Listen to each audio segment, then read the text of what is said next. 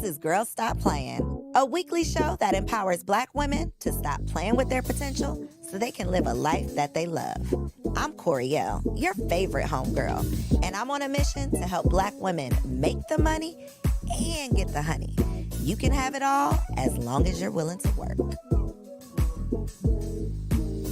This is the Girls Stop Playing podcast, and I'm your favorite homegirl, Coriel, here to encourage you to stop playing with your potential and start working for what you want in life and in love.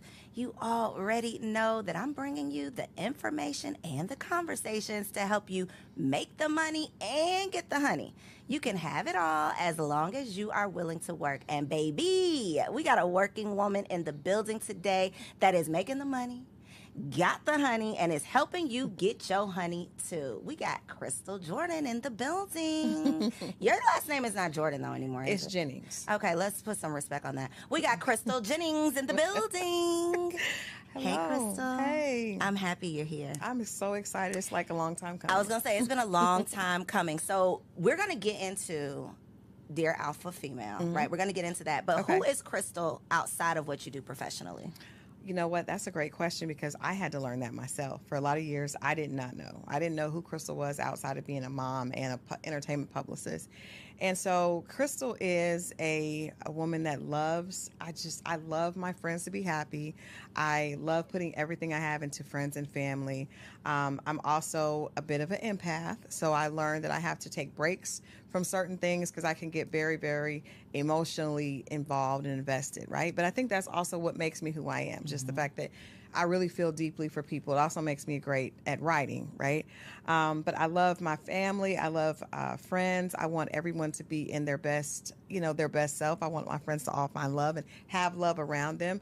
And not just a relationship love, but just I want them to be in a good space, period. I'm always the one trying to check on, making sure that they're okay, making sure that they are in a good space. I love horses. I love riding horses. That's something a passion I was able to rediscover, later in life when I realized, wait a minute, what do I enjoy doing outside of work? And I would say riding horses and being on the beach are my absolute two favorite things. Riding a horse on the beach. And Hands I did down, that. That's you. I did it. Cabo? Turks and Caicos. Okay. Horse in the ocean. I did one at Cabo on the beach. I was like, oh my God, I've maximized my pleasure. Listen, I didn't realize that Mexican horses speak Spanish, baby. That horse was not listening to. They do. That was so scary. That was a scary experience. If you don't ride, see, I have a secret. All horses speak Spanish. Really? It's weird. I just feel like. So an American horse is not going to be any safer for me? No. Okay. They do, and it's funny because I had a horse that would not listen to me, and a trainer and a good friend of mine was Hispanic. And I was like, oh my God, because he said something to her and she just started listening. And I was like, but I think that they have just a way with horses that, horses respond to energy, which is a good lesson. I think I learned so much about myself through my horse. So one of the things, I think the very first thing that came out of your mouth was I had to learn who Crystal is. And having lived several lives, because I feel like we go through these seasons where in this season, 10 years ago, I was a totally different person than who I am now. What made you feel like you no longer knew who Crystal was? Well, I think myself, like a lot of women, we tend to get engrossed in caring and nurturing for others, right?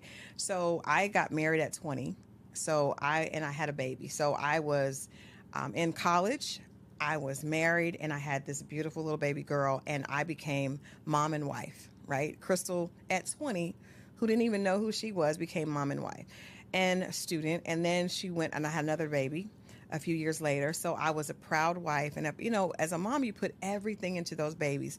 And as a wife, you put everything into that man. And so, and then eventually I started my career. Well, at 31, my marriage ended, right?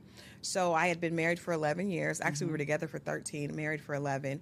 So all I really defined myself as was wife, mom, and career, right? And so when I lost a big part of my identity when I was no longer a wife. And I remember thinking like, wow, I can't believe that one day this person woke up and basically took away who I am, because that was how I defined myself. So I took that wife, Crystal, and I put that into work, Crystal. And so Crystal became married to her work. And I took so much pride. I took the same intensity, right? So at some point I started to burn out, and I started to have migraines. I was having migraines every day. Coincidentally, my business was doing the best it ever had. I was in a great place. I was earning more money than I actually thought that I would earn on my own with my own business. I mean, that was something that just happened accidentally. And I was like, wow, this is amazing. But I was so unfulfilled internally. And so when things looked the best on the outside, they were the worst inside because I really had no explanation of who Crystal was. Crystal got up to serve others, be it her job or her children. And she was at no point serving herself. And so that's why I said it. I think it was, like you said, 10 years after. So around 41, I had to totally figure out, like, what do I even like? What do I like to do? Who am I outside of Enchanted PR? Who you are for Or everybody my mom. else. Yeah, or being mom to Chanel and Stone. Oh, come on, Stone. I love that name. I feel like that is such a common Yeah. scenario that so many women find ourselves in, and for different reasons. I mean, I didn't have my first baby until 35, Right. and I still feel like I didn't know anything and I was not ready. So to have to make that transition at 20 before you have even had time Womanhood. to define who you are or mature or Yeah. grow into the woman who you could become, I can't imagine that. And so even if it's not becoming a mother at a young age or having a baby at a young age, it could be when you are doing so well. To your point, I'm doing so well in my career, but something just don't feel good. Like something doesn't feel right. And a lot of times it's those crossroads where we wake up or we look in the mirror and we're like, okay, wait a minute, what am I doing all this for? Right. Who am I really? What is the purpose? And so I love that you can speak to like the evolution of I recognized all of this, I learned some tough lessons, and now here I am. So I want to talk about some of these tough lessons. Okay. Because you were on the Single Wives Live we did a couple weeks ago. We're going to do it Yes. again, y'all. If you missed it, don't worry, we're going to do it again. But you talked about the fact that you were married the first time. And I don't remember exactly what you said, but what you just said right now, he took it away from me. It brought back a memory that I had in that moment of where it felt like you didn't want the marriage to end. That's what I got from the conversation. So is Yeah. that correct? Can you Absolutely. talk to us about what that looked like? Absolutely. And I think it's important for us to acknowledge, a lot of times we've been taught, you know, if somebody doesn't want me or something doesn't want me, I don't want it. It's one of the 48 laws of power, right? Despise what you cannot have.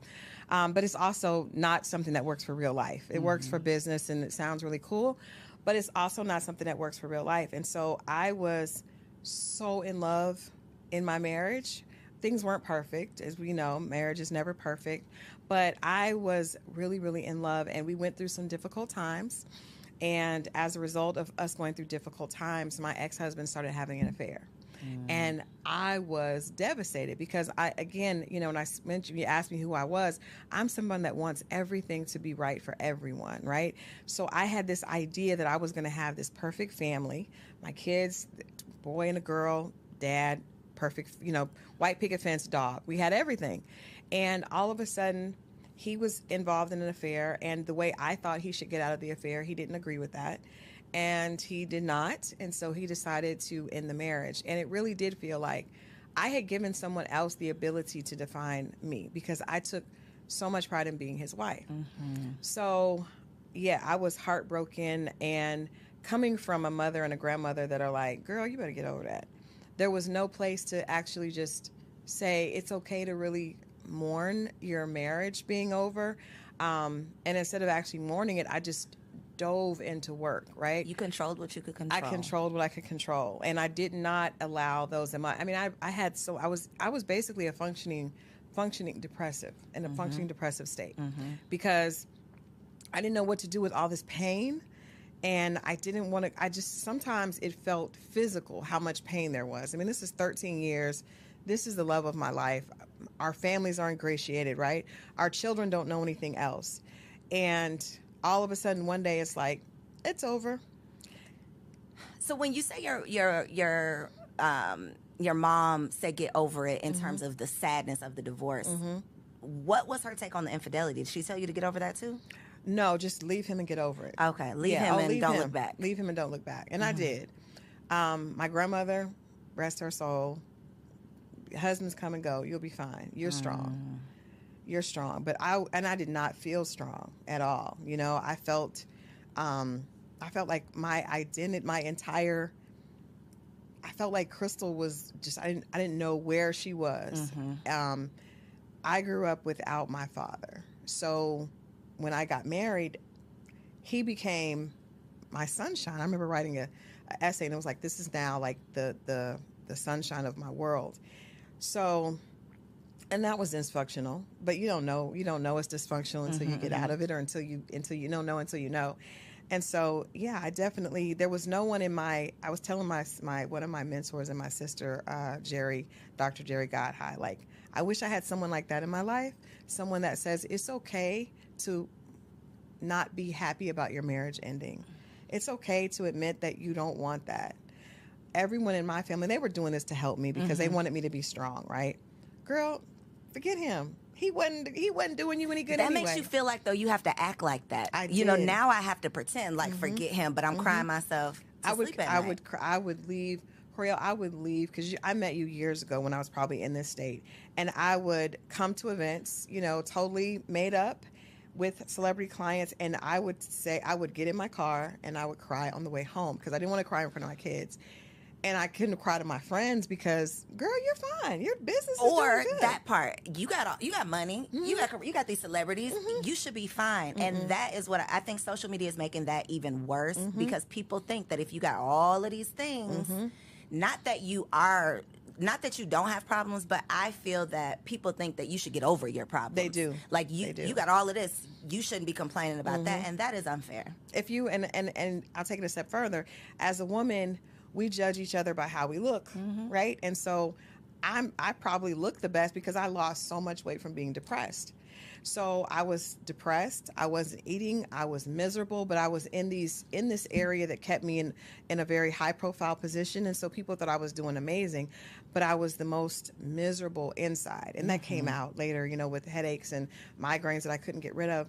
But I was watching the Wendy Williams docuseries, and I think that opened up an opportunity for us to have this type of conversation. You cannot judge a book by its cover, and money and fame and success do not, basically they are great to hide the pain, but they don't take away pain. And they're great to afford ways to alleviate not feel dealing with it. Right, that part. So that is, it's not a good mix. Having Absolutely. a whole lot of money and poor mental health, not a good mix. When you talk about, though, the level of pain that you were going through, that pain, it's all emotion, right? Whether whether the pain is sadness or anger, usually it's still coming from that same emotion. Place, right. So when we say, oh, the bitter black woman, or you just, the type of woman that people are talking about on these podcasts, that woman, I don't think that we as a society, we don't give her grace to say and to recognize that she's hurt and she's not just angry. And if she is angry, she probably has a reason to be. It's a hurt little girl that can't be hurt, because weak is worse than being.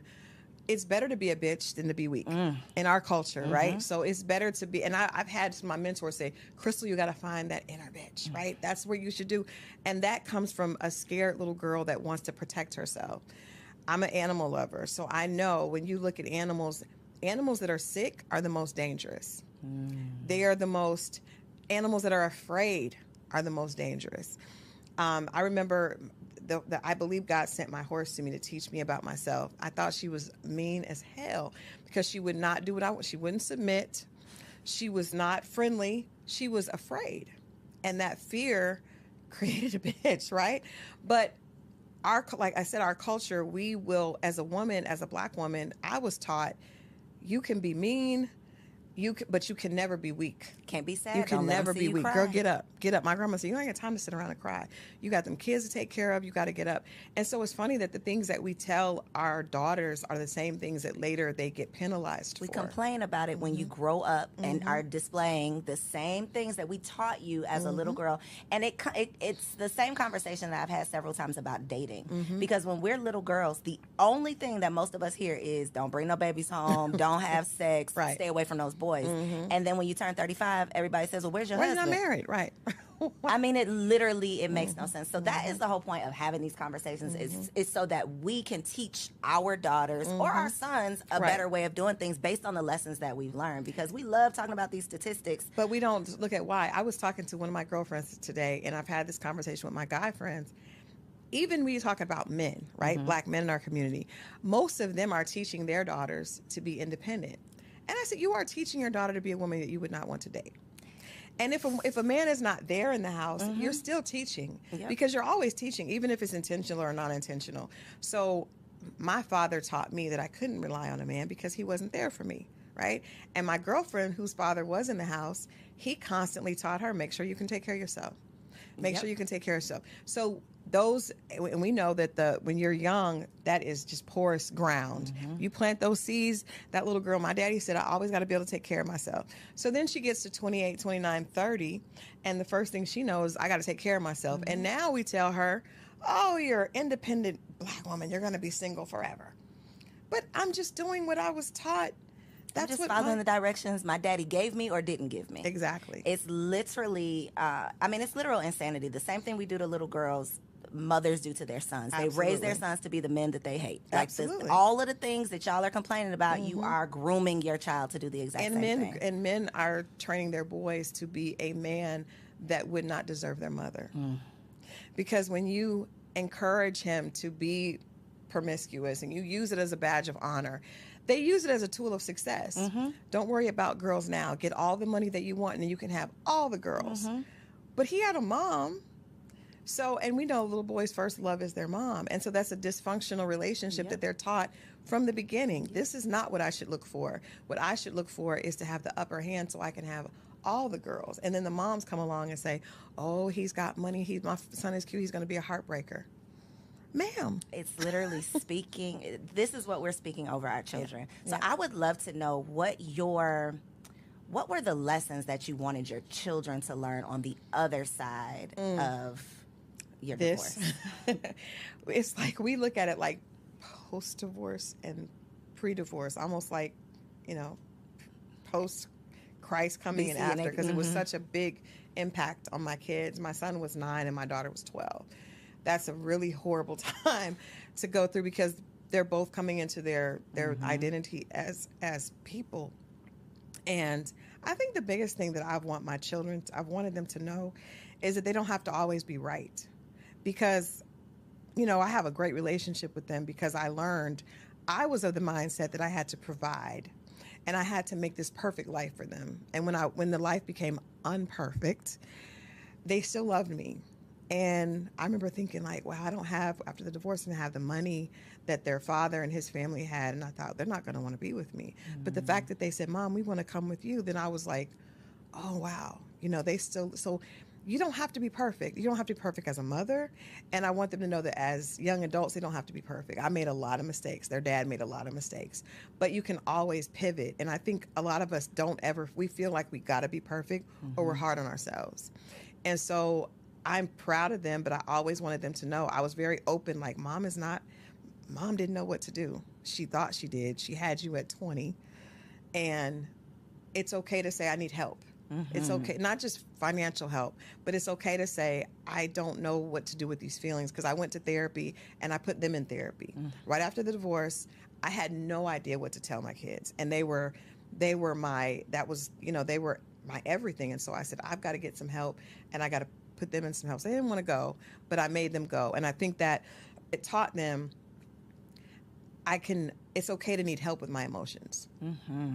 My motto is, my sons will not believe they have a strong black mother. I am not a strong black woman. I am, help me. I am weak. I am a damsel. Please help me. Open the door, pump the gas, whatever it is. I don't want you to think that I have it all together, because I don't want you to expect any woman you ever come across to be so strong and have it all together, and then she's weak if she's not. If she's not able to. And I think that our mothers did us a disservice. At least, I don't know about your mama, but my mama, I never saw her cry. No, she did the best. They did the best they could, but they were taught. We were taught. Our culture was taught. It all goes back. It all goes back to the root. But that's why it's so important for us to be intentional based on the lessons that we've learned, so that we're not just repeating that behavior. I was dating this guy because I had a long period of dating that was not good, and I just let's talk about it.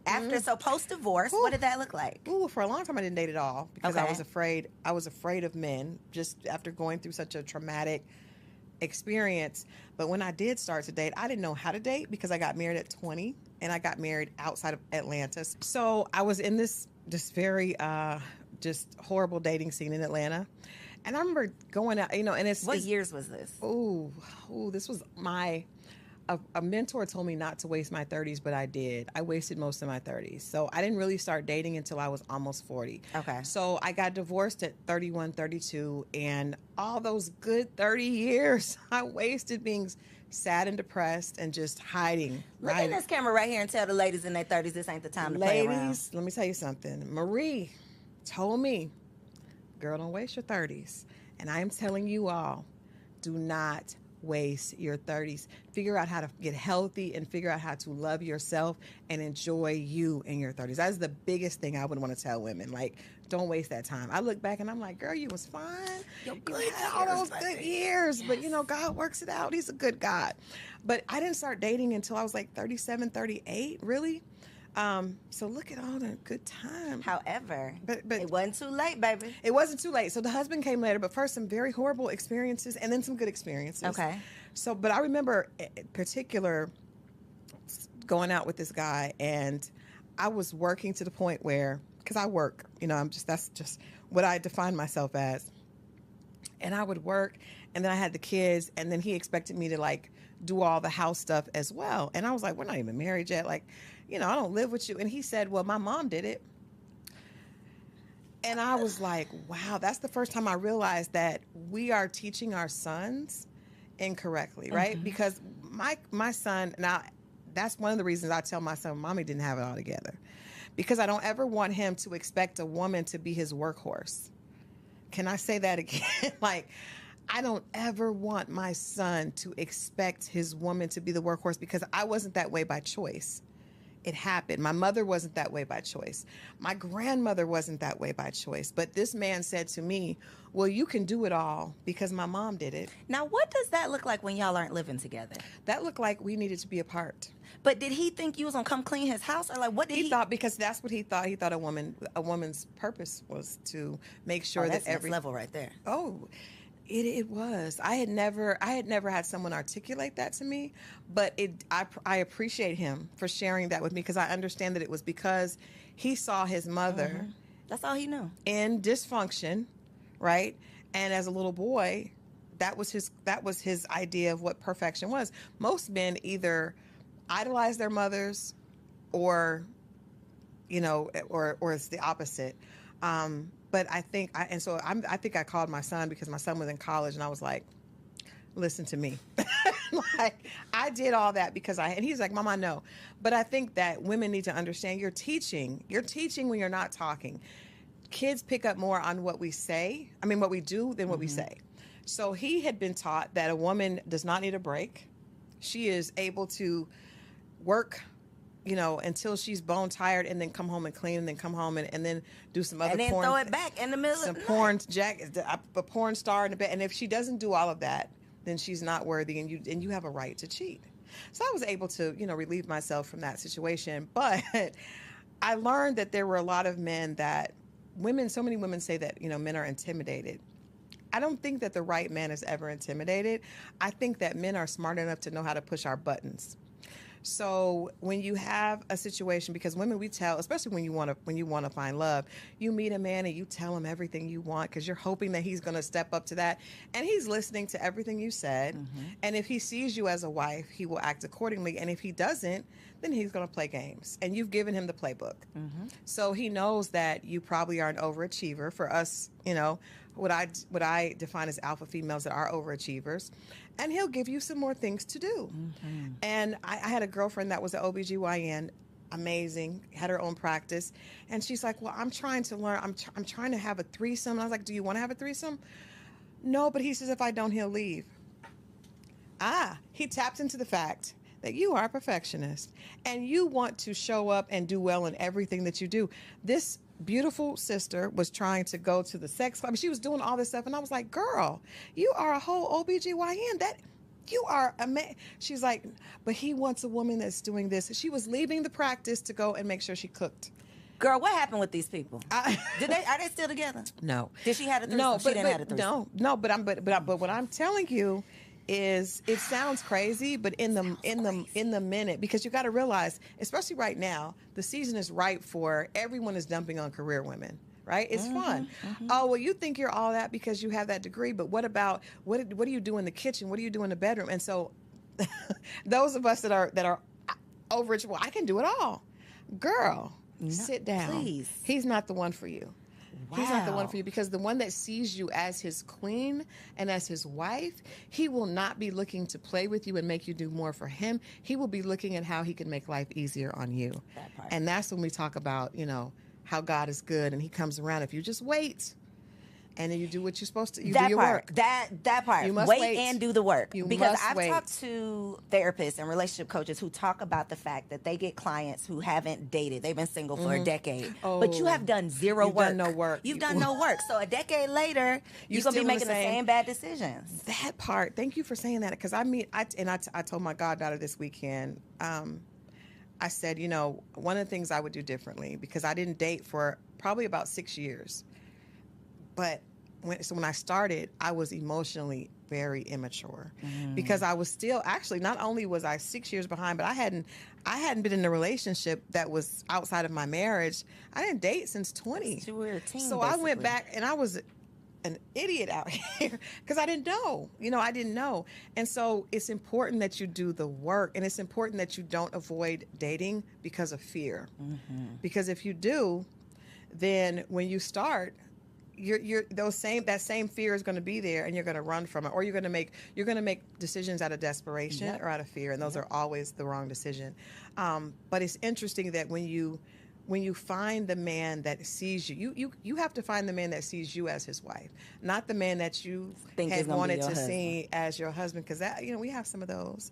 But it's really important that he sees you that way, and then you will be able to tell the way he treats you, the way because There's it's no totally question. different. There is literally no question. And it sounds, until you have experienced it, it sounds like, oh, they just saying, it's like that when you know, it sounds like, okay, that sounds real good. But the way that you are treated, like being loved properly, Right. it is like a totally different experience. And it will make you say, what the hell was that? What was I doing? What was I doing and why? Like, what was wrong with me? But a lot of it is how you treat yourself. And so for me, when I was dating before, I wasn't treating myself well. They saw that I was chasing these clients and trying to be perfect for them, trying to make sure they had everything, doing all this stuff for my kids. So they were like, oh, let me jump in this. Let her do some stuff for me. Let her do it for me. So I want to get to this husband. Yay. Because, well, before you got to the husband, you talked about the fact that one of your challenges, which I want to bring this up because I feel like it's a common challenge, is couldn't nobody tell you nothing. Yeah. You were never wrong. And I think that for successful women, women who have been successful in any area of their lives for a long enough period of time, we start to feel like, because I've done this, I can do I'm right about everything. Yeah. Nobody can tell me anything. Absolutely. So talk about your experience with that, and then how other women who may be exhibiting those same behaviors can stop. Well, it's two things. For me, it was twofold. So not only was I doing really well in my career, right? And I'm a hard worker. So I knew there's a formula, right? That I know if I put a lot of hard work in, there's going to be a return on my investment. And it had been proven correct. But also when you go through trauma, right? I went through being married and having, 5-bedroom house, 2 cars, to being almost homeless after my divorce, right? Didn't have anywhere to live, built myself back. So in that building yourself back, I remember my kids, we went from the first year I was divorced, we were adopted by a family for Christmas, right? Because I came back and I was like, my ex-husband was like, go stay with my parents. And I was like, no, I'm going to build this on my own. So we had to be adopted. And so that would be humiliating for a lot of people, but I told them, I said, we're going to do the same thing for another family. And we did.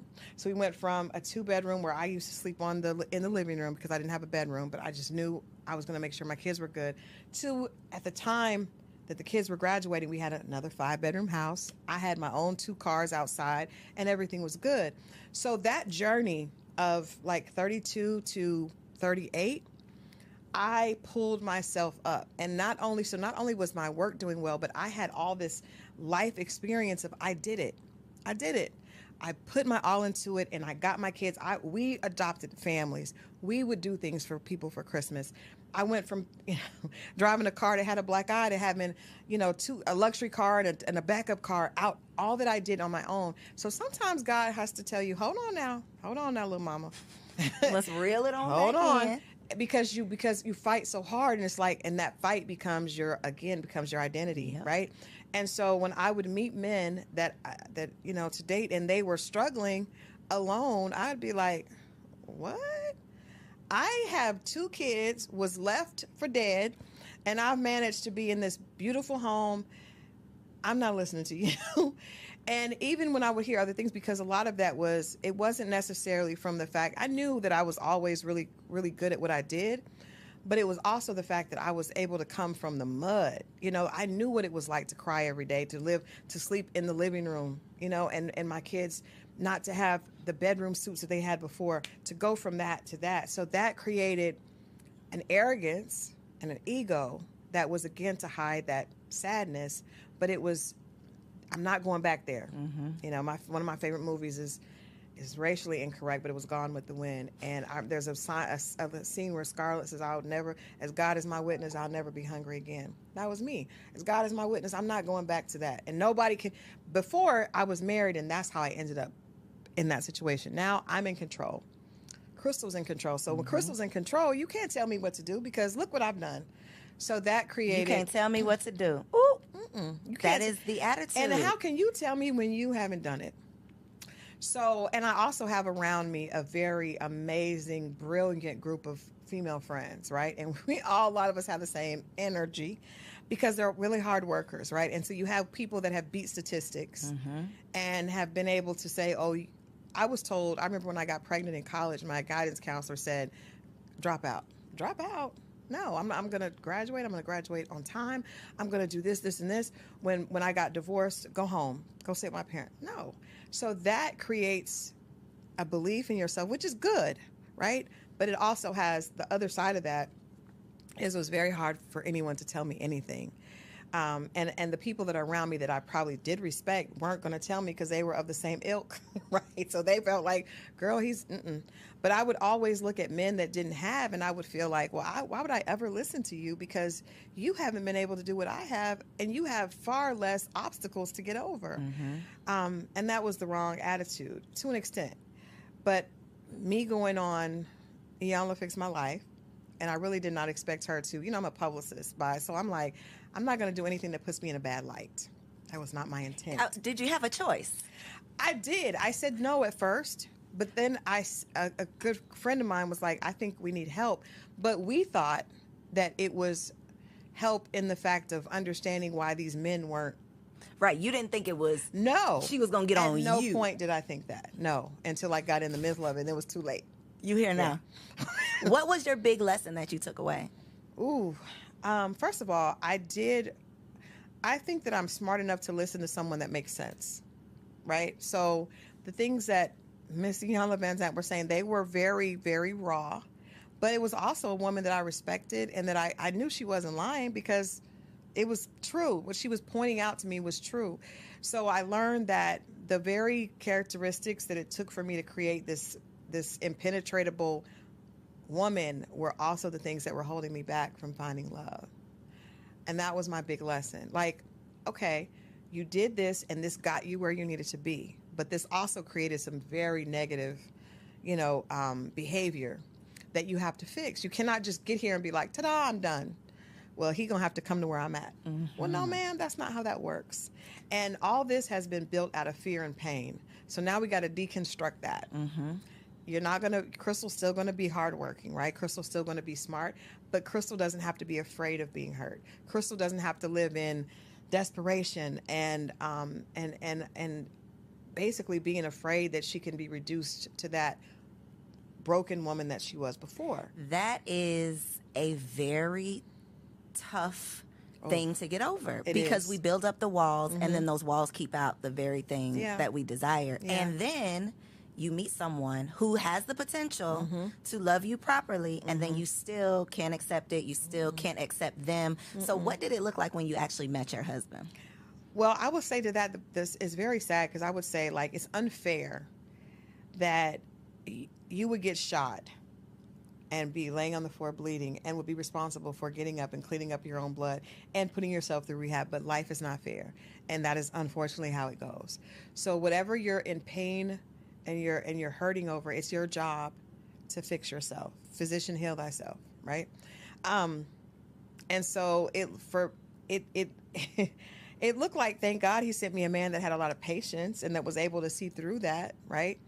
Um, but I had done a lot of work on trying to realize that the things that I was holding dear were things that I was afraid of. So I had built all these things that I wanted in a partner that really had nothing to do with being loved correctly. Like I had a very long list. And on that list were some things that made sense. And then on that list were some other things that did not make sense. And so I had to, when I met my husband now, he didn't meet some of the things that were on my list, but I was thankfully bright enough to pay attention to his actions. And his actions were, I literally did not think a man like this existed. I really didn't. And I had heard it, and I could believe it from my friends. I remember seeing, some people, different people online going through things. I could believe it for my girlfriends, But not me. but I just, because I, like, you don't know what I've been through. Like all that time of fighting, it does something to your self-esteem, and this is another thing. I was loving myself with conditions. What does that look like? So I would be hard on myself, really, really hard on myself if I didn't have what I wanted. So I've always been a perfectionist. Always was like that. So I was the kid in class that was angry if they got a 95. I wanted 100. I was always like that. So when I was, single, I wanted to make sure that I had this for my kids. So I would work extra amount. I would put myself through things, and I would never tell myself, Crystal, you are good as you are. It was like, no, girl, you need to do this. You need to get on it. You need to look, you 20 pounds overweight. That's not acceptable. And I was hard on myself. I was mean to myself. And that did push me forward. So let's be honest. Sometimes when you're hard on yourself, The gift and the curse. it is the gift and the curse, but it's not good when it comes to relationships, because if you don't know how to love yourself unconditionally with your extra pounds. I was talking to a girlfriend on the way here, and she was like, "Oh, I'm getting liposuction." I was like, "Okay, cool, but we need to know that you're beautiful as you are." When we don't know that, and then we meet a man and we expect him to know that, the right man is not going to want to be with you, because he's going to realize that's going to be unattractive to him. It's very unattractive. So that was a part of the work, is how do I love Crystal even if she doesn't earn this amount this year? Because me and my girlfriends are very results driven. We get together, we look at our vision boards. What is your work plan for next year? What do you, and I love it, because we push each other forward. But at some point it needs to be like, girl, even if you don't achieve that, you're still good. You're still good. So when you went to Ayanla, you got yourself together, you met your husband. How did your transformation affect your friends who may not have evolved or went on Ayanla? Well, I think the beautiful part is my friends, because I'm a writer and because I talk, I have conversations on relationships. I was a relationships editor before I was in a relationship. And I remember thinking, that's weird. And I don't want to be that person that's talking about relationships that's not in one. So what I did is I just talked about everything. I would write about things from a positive perspective. And one of my girlfriends challenged me to do that. She was like, Crystal, it's enough negativity about Black love. At least when you write from this perspective. And I didn't know it to be true. I was writing what I thought were lies. But so I had an audience. So I think my audience extended outside of my immediate friend group. So when I got married, at my wedding, so many of my friends got up and told my husband, I'm not going to get emotional, because that's what this moment was just so emotional, because so many of them told him, she deserves this so much. And I did not know that they saw me that way, right? So, guy friends and female friends were like, oh my God, we're so happy that you came. She's so happy. We've never seen her like this. And they've seen me successful. They've seen me enjoying things, but they've never seen me in the essence of Crystal, because there's something about you when you're being loved. And I have love for my children and love for my friends, and there's nothing that I want to take away from that, because I have an amazing group of friends. I love my babies to death. And I have a great group of just my outer circle is amazing. But there's something about when a man is loving you the right way, that makes you feel like a woman in a totally different way that you feel You're when you're lighter. not. You're lighter. And they responded to that. I almost felt bad. I was like, he probably is like, what was she doing for? Well, damn, what? Because everybody was like, oh my God, we're so glad you're here. But I think, and I've had so many people, my immediate friends, and even people I talk to online, say, I believe it. I love seeing what you, because they saw me. They saw it. Unfortunately, the world saw it on the young. But look at the other But side. look at the Because other if they side. see that episode and then they come Yeah. Googling you, it's like, oh, she Yeah. got her shit together. And look at her now. She did. I'm going to say this. Let's don't say she has her shit together. Let's say she's Working on her it. She's working on her shit, because my husband still tells me, that's one of the things we still go back and forth about. And you have to learn. If I could tell women anything being single, I understand work is important, because we have got to get, social media has convinced us that the most important thing in life is getting the bag and being snatched. So it's contour and couture, right? But if you don't work on loving yourself and finding out who you are outside of that, it's going to be very difficult, even when God does send an amazing man, because you're not going to know how to receive it and just to be loved. It sounds cliche, but you know what I mean. It's not easy. It is not It's not easy. I talked to Coach LaTanya.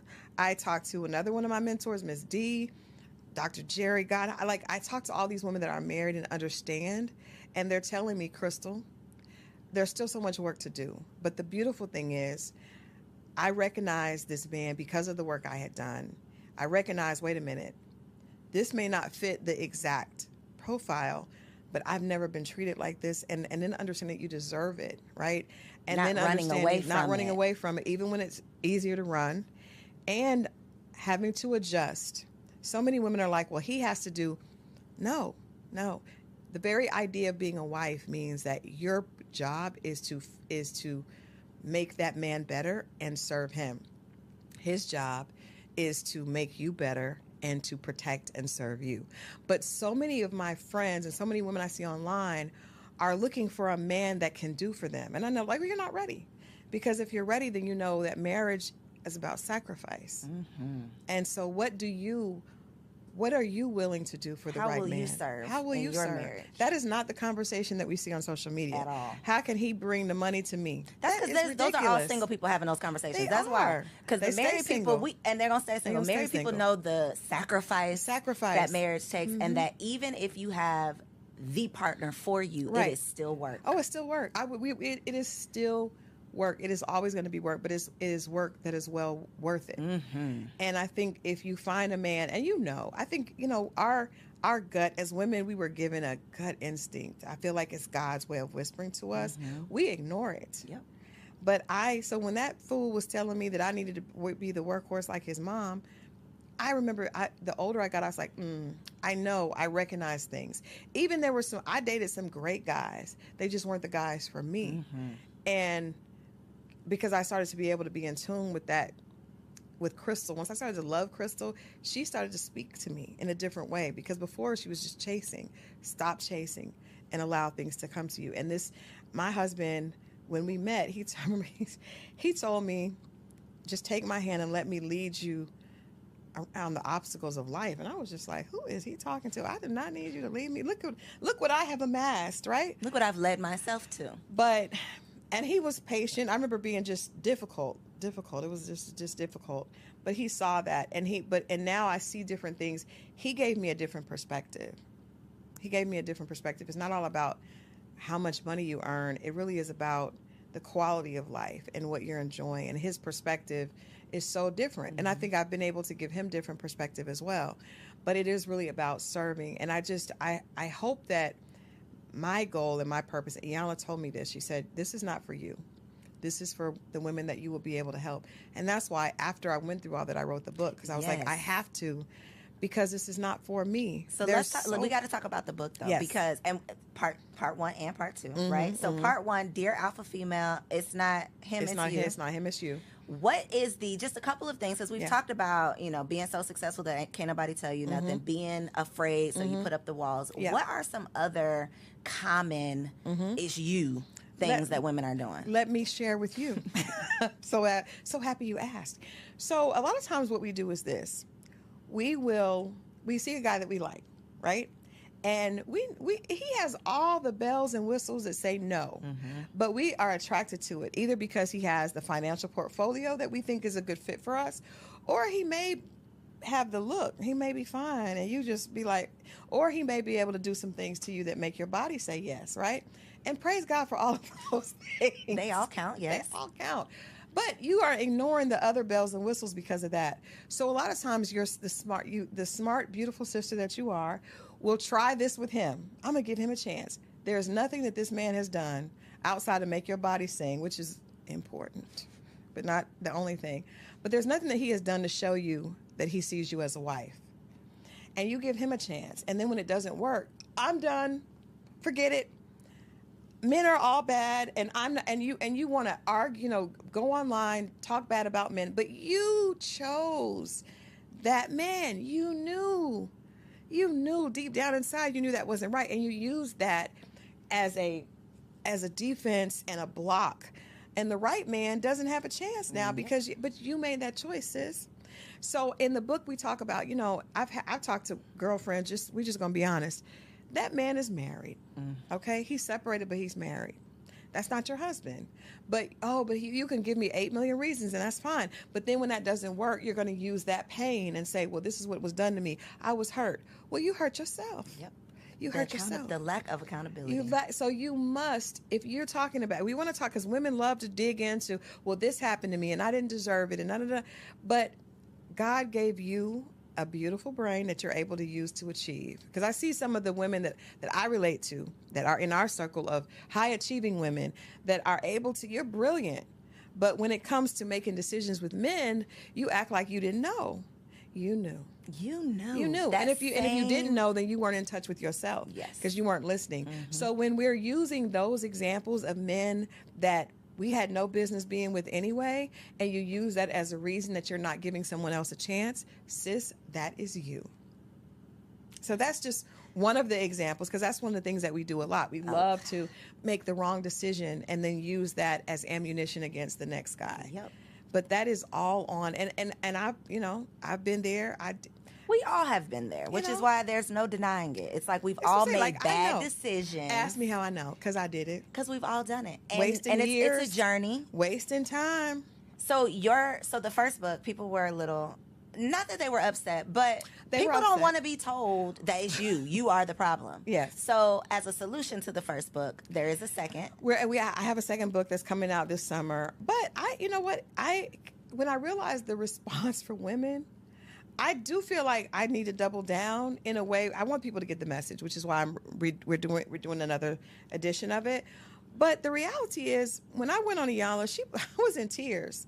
That episode, she told one of the girls was me and 3 other colleagues, and she was like, "Well, this is what happens to me." And she said, "Well, if dogs keep ending up at your door, then you need to up the wattage on your light. Maybe what is it about your light that's dim that's attracting all these dogs?" We were in. She didn't take it easy on us, right? She was not playing with us. And that's why I believe that women, at least the alpha women, women that are leaders, and I know people hate that term, but it's just about a woman that has leadership qualities, right?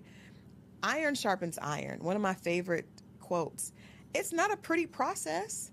Nothing becomes beautiful or valuable from just petting it and placating it. No.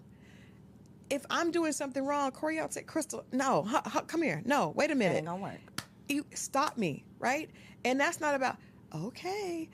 Because guess what? When you're in the boardroom, you have to speak with authority, right?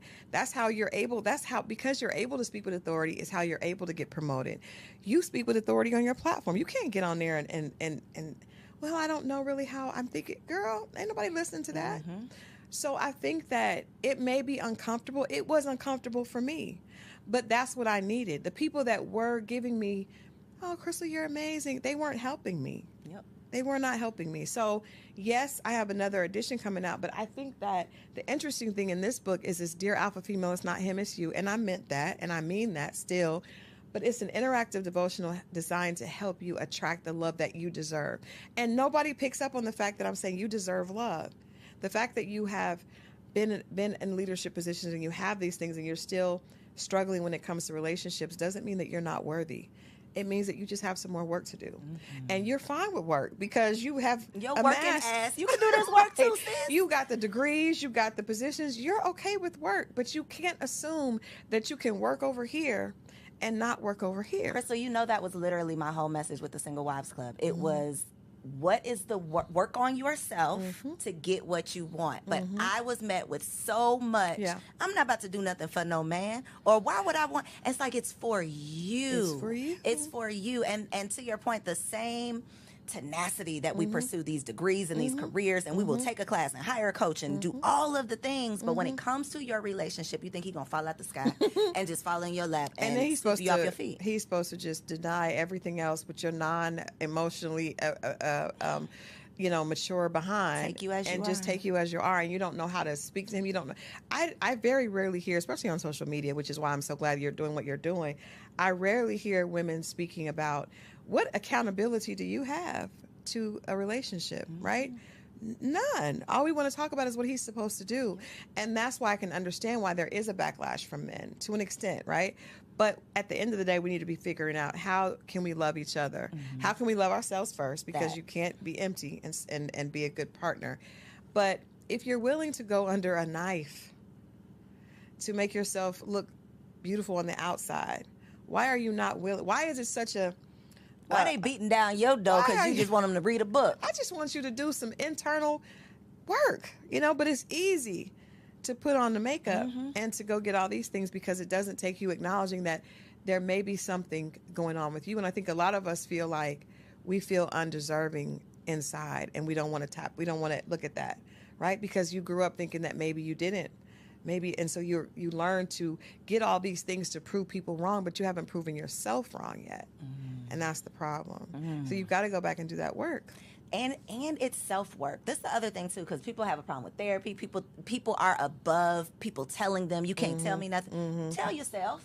Sis, buy the book and do your own work. It could be between you and the Lord. Right. But do the work. It's worth it. And you know what? The funny thing is, most of your girlfriends, I know, I remember I had 4 girlfriends. We would go to dinner.